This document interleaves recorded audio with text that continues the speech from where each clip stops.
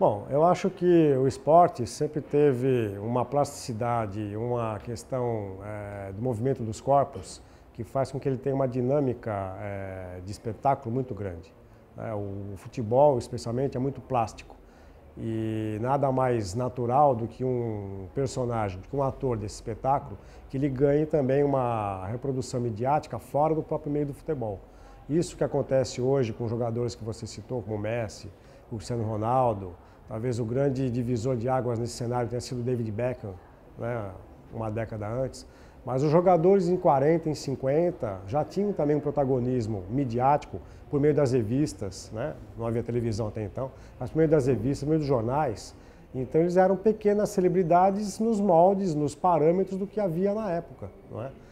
Eu gosto de lembrar que em São Paulo, um jogador como Leônidas da Silva, que sai do Rio e vai para São Paulo, a maior transferência da história até então do futebol brasileiro é a ida dele para o São Paulo. Quando ele chega a São Paulo, ele é responsável por criar o maior público da história do Pacaembu até hoje.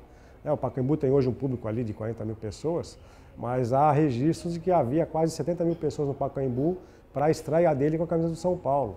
E o Leônidas da Silva, ele tem tanto protagonismo midiático que é batizado um chocolate da Lacta, Diamante Negro, fazendo uma promoção, uma experiência de marketing muito bem sucedida com o apelido que ele tinha, né?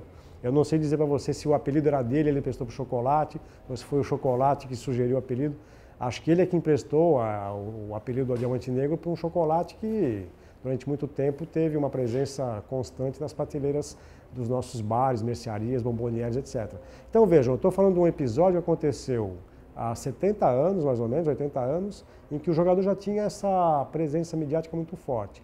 Com o avanço dos meios de comunicação, com a presença cada vez maior dos meios de comunicação na sociedade brasileira e em outros países, a televisão é um grande exemplo disso, é óbvio que o jogador vai ter um alcance muito maior em função dos próprios meios.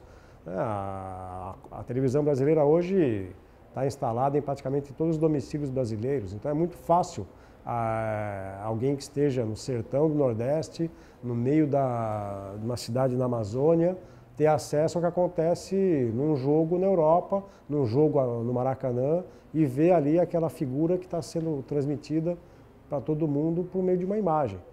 Se a gente pensar que em 40, quando não havia imagem na televisão, o Leônidas da Silva já produzia esse protagonismo midiático, a gente consegue perceber o quanto que o esporte sempre foi um motor, um veículo para que houvesse o protagonismo dos seus atores principais, os jogadores no caso, né? Então a gente poderia citar vários aqui. Na época do Leônidas, talvez o Heleno de Freitas no Rio de Janeiro também tenha sido grande jogador de apelo midiático, né? Bem relacionado com a sociedade carioca, alguém que talvez tenha sido o primeiro arquétipo do jogador problema no futebol brasileiro, com o alcance que ele teve. Então a questão desse mediatismo que a gente vê no Messi, no Neymar, no Cristiano Ronaldo, não são eles que inventaram esse mediatismo. Talvez a maneira como isso aconteça hoje seja um pouco fruto também do incremento dos meios de comunicação e do alcance da publicidade em volta desses jogadores.